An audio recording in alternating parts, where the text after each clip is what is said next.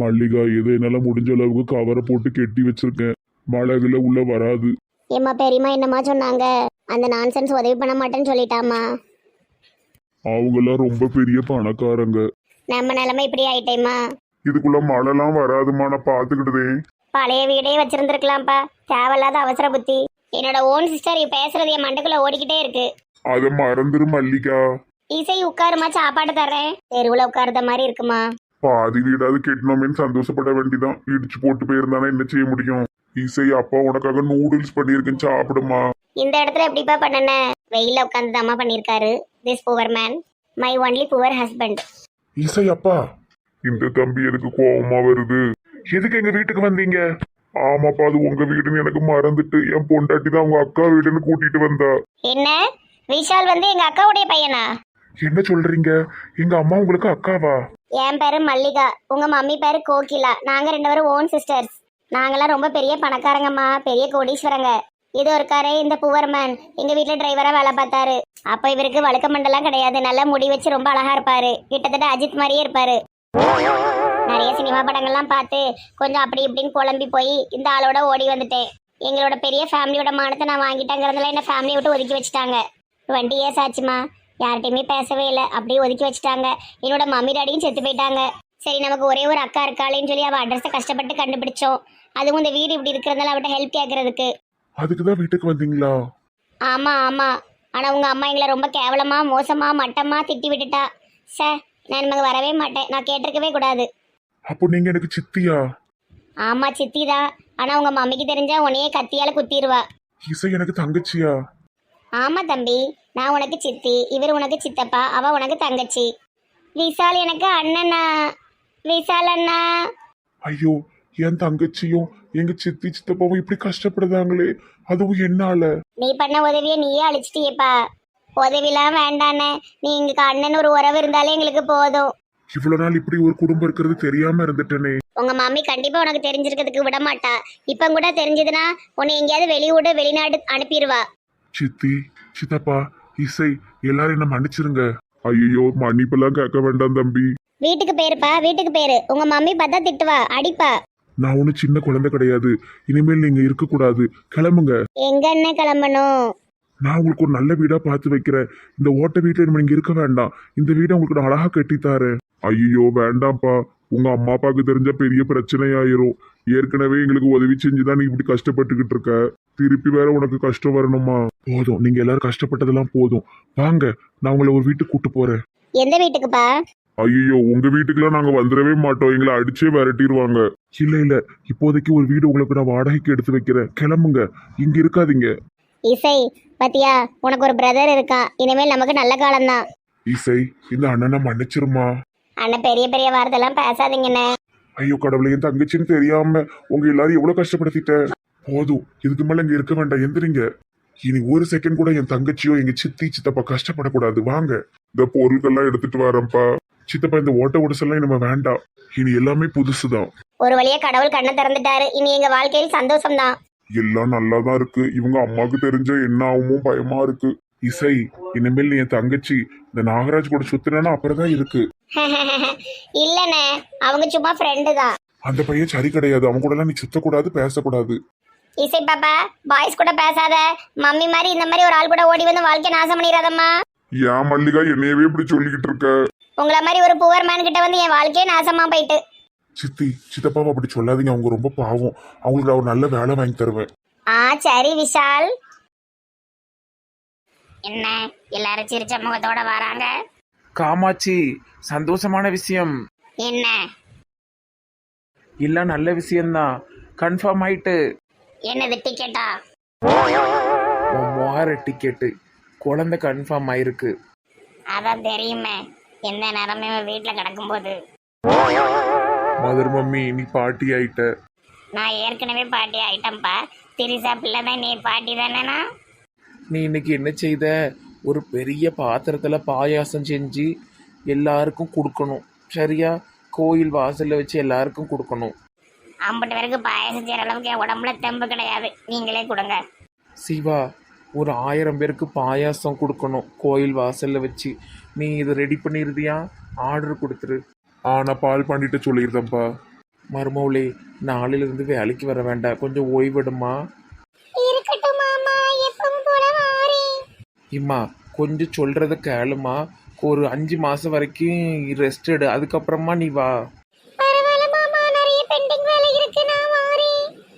வேலைக்கு போறது போக வேண்டியதானே, அதை எதுக்கு நிறுத்துதீரு? ஒரு சம்பளம் யார் கொடுப்பா?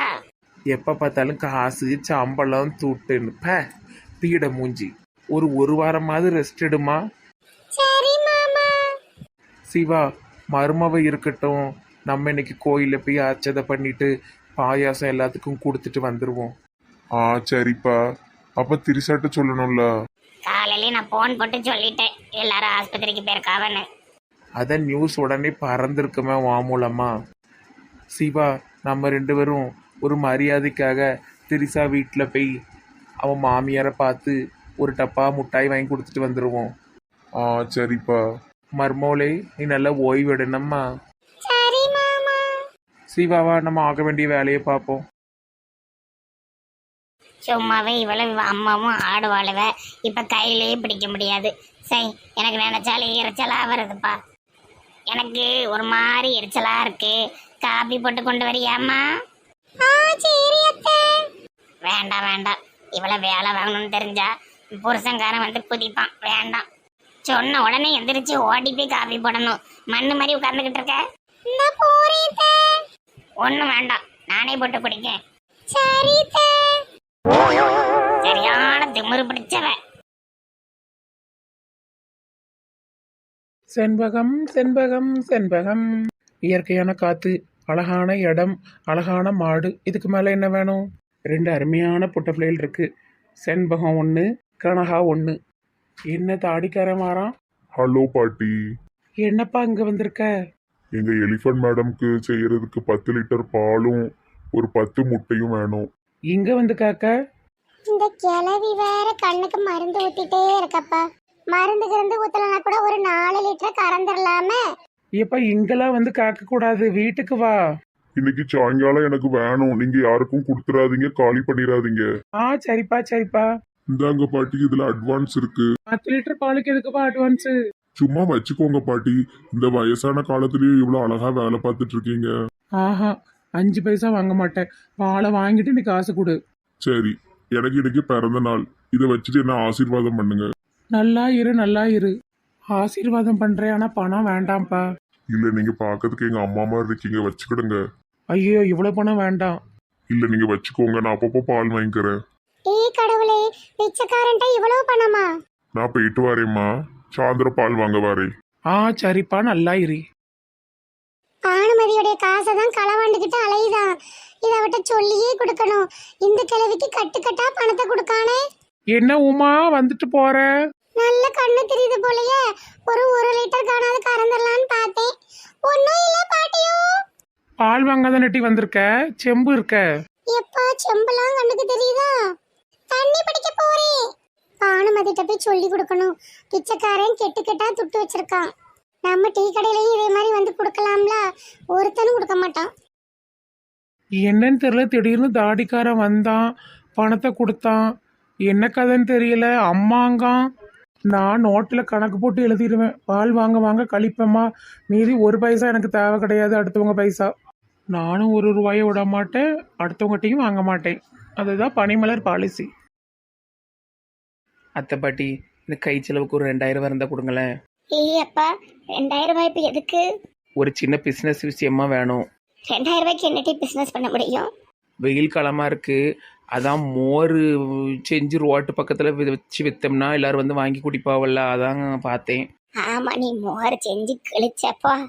தாத்தா மாமா நான் எது பண்ணாலும் இந்த அத்தை பாட்டி குறை சொல்லிக்கிட்டே இருக்காங்க. அப்போ நான் என்னைக்கு தான் முன்னேறது? நான் தரேன் மருமவுளே. எனக்கு தெரியாம 5 பைசா கொடுக்க கூடாது சொல்லிவிட்டேன். ஜூஸ் கடைலாம் ஆரம்பிச்சிங்களாட்டி என்னட்டி ஆச்சு?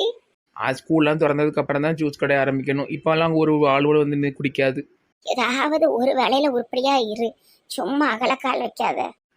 அம்மா, ஒரு 2000 ரூபாய் மோர்லையா குறைஞ்சி போயிற போது நானே பார்த்துக்கிட்டதேன். இந்த வருஷம் உன் பிள்ளைய பள்ளிக்கூடத்துல கொண்டு சேர்க்கணும், சரியா? அந்த விளையாட்டு இதுல.